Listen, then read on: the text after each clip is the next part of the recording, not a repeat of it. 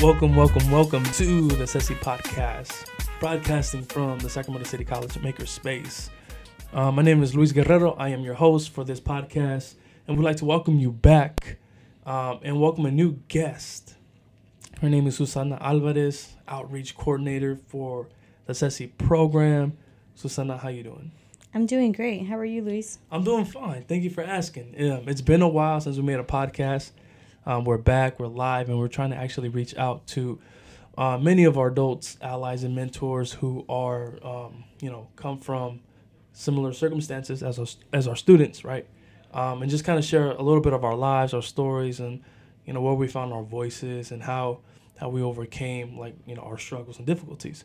I'm sure you have some stories, but you also got some good news for us. Yes, I do.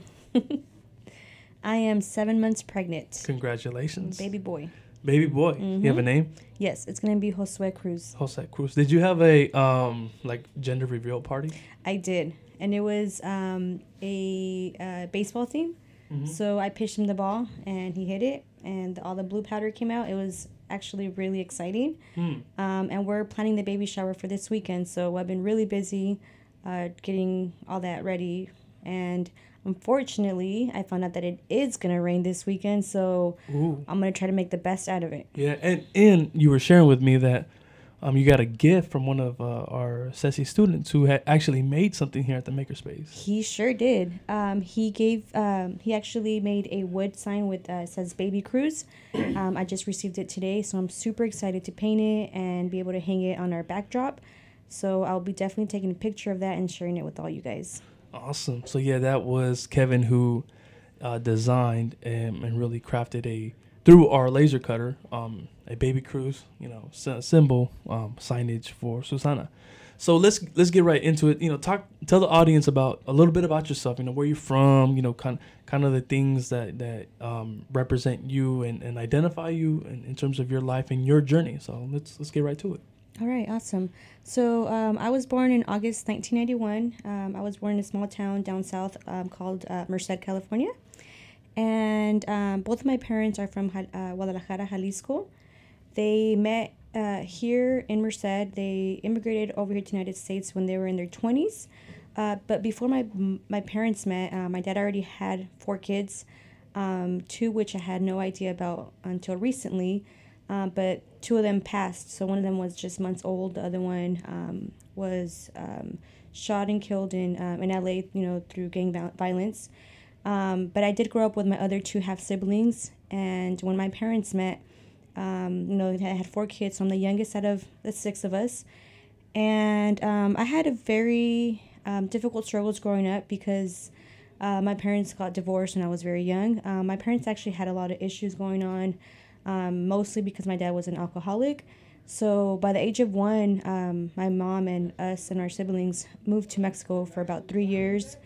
Ended up moving back with my dad, and then by the age of 6, they were officially divorced. Our only option was to move out and lived in a women's shelter. So we stayed there for about 5 months until my mom was able to really, figure things out and trying to get a job on her own.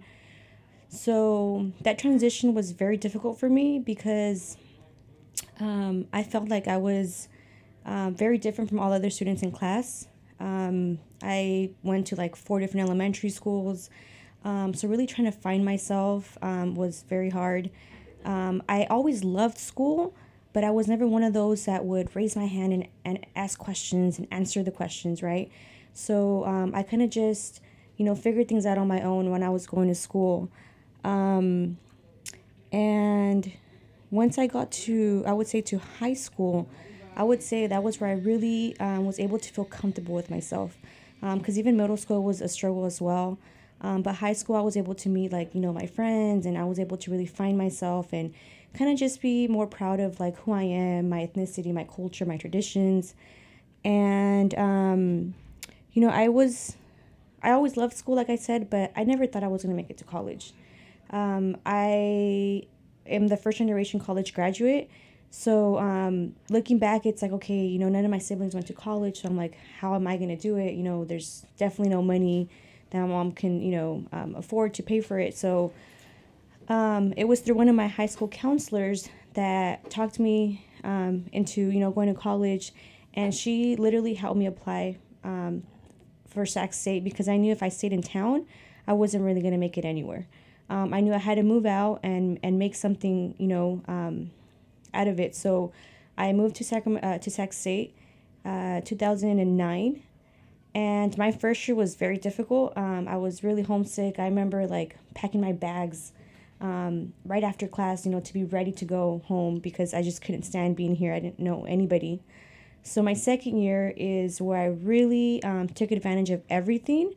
I joined a Greek sorority, and through that, I was able to really find my voice. It taught me a lot of things about myself, especially about like my culture. It was a Latina-based organization, so I was with a bunch of girls that were, in the same boat as I was, So I think that's when I was able to really just find my voice and really just be able to speak out because that's not who I was growing up. I was just one of those like, okay, you hear something, you just shut up and just right. Take it as it is, right? Yeah.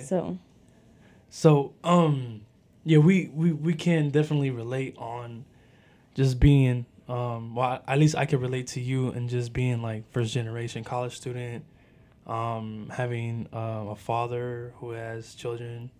So like being a half brother, being a half sister, and then so being raised in that mixed status, home, and just like those other struggles that come with it, right? So it's definitely how do I say it?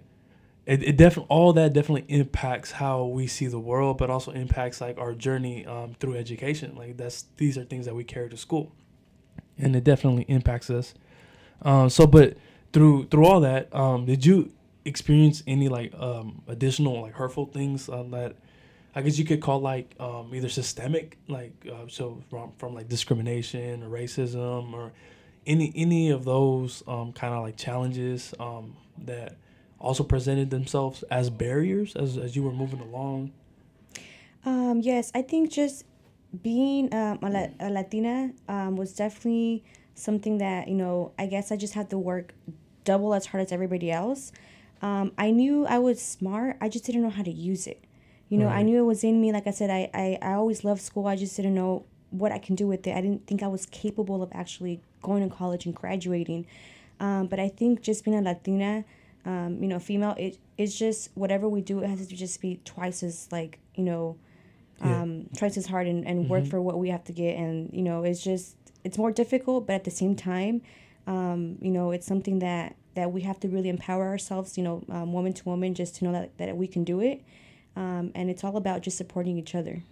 Yeah, because even that's like systemic, and how just women are kind of conditioned in certain cultures to not speak up or fill gender roles, and also maybe not be successful in like the STEM field and things like that, right? Being weak at math or physics or whatever it may be. So that's definitely something that's systemic in many cultures, right? And so in our society, it's definitely something very toxic. You had mentioned earlier something about like getting to college and joining an organization and being able to find your voice. Can you tell us more about your voice? Like, did you ever know you had a voice, and what did that look like when you found it? I didn't know I had one. Like I said, I was always very, very shy growing up. And I think it was until I had my first Latina professor, I was just empowered. Like I was like, there's actually Latina woman that can, be successful and be a professor. Like to me, that was just amazing. When you're growing up, you have a lot of, other ethnicity teachers, Right. So Mainly I think, white. yes. And I think just having her and being able to really just connect with her, she would be the type that I would be walking down, campus and she would give me a hug. Like, who does that? Like, what Right. professor does that? So can I stop you right there? Yes. What class was this? Ethnic studies. Which one? It was La Mujer Chicana. Okay. So Dr. Figueroa? Yeah. Dope. Yeah. So 2009, This was 2010. 2000 and Had to be 2010 or 11, Right. yeah, because Okay. it wasn't my first classes. The first ones were just like basic math, English, and all those classes. So that's dope. So you were able to kind of like blossom right through these experiences, joining an organization that supported you, had other Latina women and who had similar backgrounds, similar struggles, and then you found a class and professor that you could connect with, and it of high status, right? A profesora of PhD like status, right? At very minimum a master's, but to be like some lecturer or associate professor, Yeah. they have to be of like that high status and in higher education. And she was actually a professor that actually cared for her students. You know, you can have, so many professors that they just kind of want you to do good and that's it, But this professor actually cared about you, not only education, like when it comes to education, but just to make sure that you're okay. So I think that just really changed my perspective of college, knowing that there is good professors out there that really do want you to succeed. Same with the program SESI, that this program is just a program that can really just make a difference. A lot of us don't have that experience in college. So I think having professors that are really just dedicated to helping the students can make that student very successful. So let's talk about how when you found your voice, how did that feel? Like, because I know even when I found my voice, like it's still a journey. Like you find like the entry level of your voice, and then there's like this growing process because you start to see that you could do more, right? That you could say more, that you could stand up for things you believe in more. How was that like for you? To me, it was definitely it was shocking at first because I didn't think that my voice could make a difference. And knowing that there's so many people out there that have very similar opinions, they just don't have the voice to say it. And to me, it just kept, when I hear other people's, life stories, it kind of just, I'm able to relate to it. And it's like, okay, if they can do it, then I can do it. Why can't I speak what's on my mind? For so long, I just kind of kept quiet and kind of just took it as it is. But I feel like the older that I get, when it comes to school, when it comes to the job that I'm getting, like, I feel like I have every right to say what's on my mind. And if I don't agree with something, it should be something that should be, talked about because, we just grow up life living with like, so many things. Okay, you got to do this, you got to do that, and then agree with it. Right. But there comes to a point where you're just sick of it, you're tired of it, you want to just kind of do your own things and kind of change that and try to like not only change that for yourself, but to me, I have a lot of nephews and nieces, and I want them to have a voice. Right. I don't want them to be scared to speak. Right. Yeah. So so you don't feel these constraints anymore. Like you just feel like you're I would say unapologetic, but you also just not afraid. You're not afraid anymore, right? And so it's a really beautiful feeling. So you had mentioned SESI, right? The program that we are both like under. How important is it for students to be involved in a program such as SESI, which is an equity program, right? And so when we talk about equity versus equality, right, the equality is that everyone gets the same thing. But when we look at equity is where everyone doesn't get the same thing, but everyone gets something that they need. Right, and or something is being addressed that is a need for a particular group of people, a particular group of students, or a person, right? So when you look at equity and you look at this equity program like SESI and Puente, how important is it for that? Is it for students like from our backgrounds to be part of a program like this? It is extremely important to students to be part of a program like SESI. The reason being is because a lot of us, our first generation college students, we don't know what it's like. We don't have the resources. We don't have the information. So having a program that can really just support you and give you access to information and opportunities that are out there is what's going to make the difference for the student to, stay in school, graduate, transfer, earn their degree, and especially in these STEM fields. A lot of us think that we don't have the skills and knowledge to go into the STEM fields, but motivating them that they could do it, that the skills that they have, that sometimes they just have to polish them, So going into these fields, providing that support to make sure that they don't drop out, because Latinos have been and continue to be the highest dropout rate. Right. So this program is just really focused on these students that don't have the privileges that other students had when they had growing up. A lot of the students that we recruit don't see themselves going to college, but we let them know, like, look, I was once in your shoes. We have maybe very similar, a little bit different stories, but very similar struggles, growing up in a low-income family, divorced parents, maybe abuse in the family. So knowing that it's possible is sometimes what can plant the seed. Right. And just providing them the information, because sometimes they just simply don't know what's out there for them. Oh, yeah, definitely. Especially being first generation. Like, it's very, very difficult to, seek the information. Like, we don't have access to the information. And we don't have access to anyone who has access to the information outside from some school counselors and teachers. And sometimes you are very much misinformed. So, yeah, and then so it just becomes like this, this cause for like hopelessness, because you're looking and you can't find it. You're looking, you can't find it. You're looking, you can't find it. At some point, you're just like, going to college, trying to better my life. The college route is not the way to go. Yeah. Because you just are very limited to seeing other professors like you, other teachers like you, other mentors that could help you go through this path, right? Yeah. I know that one day I will probably have kids of my own, and they will be privileged enough, and I will even have the privilege to teaching my students, my kids, what it's like to apply to college, how to apply, what's your game plan, how to have a plan B and C. I have that experience now, but my parents didn't have that experience, right? So SESI also becomes that, right? Becomes that access to information, becomes access to resources. So I highly agree, 100%, super important to be part of equity programs like this. Yeah. And I think one of our biggest outreach efforts is when we go to these high schools is to do healing circles. Sometimes when we go out there and they have no idea who we are, I can't just go straight and talk to them about a program, right? So our way to reaching these students is to do these healing circles. And there we find out that, damn, all these students have similar struggles, Yeah. A lot of us don't want to talk about our struggles, but I always tell them, look, the more you talk about it, the stronger it'll make you, right. So us knowing their struggles and what they're going through, what are some of their cargas, what are some of their gifts in life, because sometimes, we just try to focus on the negative and not realize that we all have gifts in life, right? Like regalos. So there is where the magic happens, where we're able to find out, okay, you know what, this student has a passion. He just doesn't have the resources and, the information to get to where he wants to be. So right there is where we make the connection with our students, and whether they do want to, come to Sac City or not, we want to make sure that we provide them that information that they need.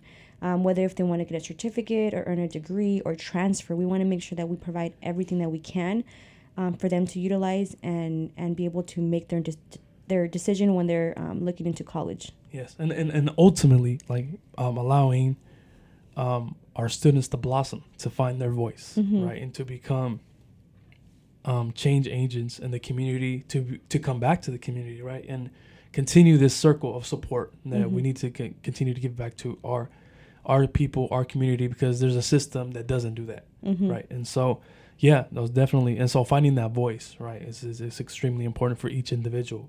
And it'll happen, right? So we hope that this experience in these programs, especially in this one in SESI, students are able to find their voice, find their passion, and make sense of their life, right? Yes. So that being said, what are your next goals in life? So you're currently expecting, you're 7 months, right? I'm assuming you're gonna have to take some time off. It's very important, right? Take some time off.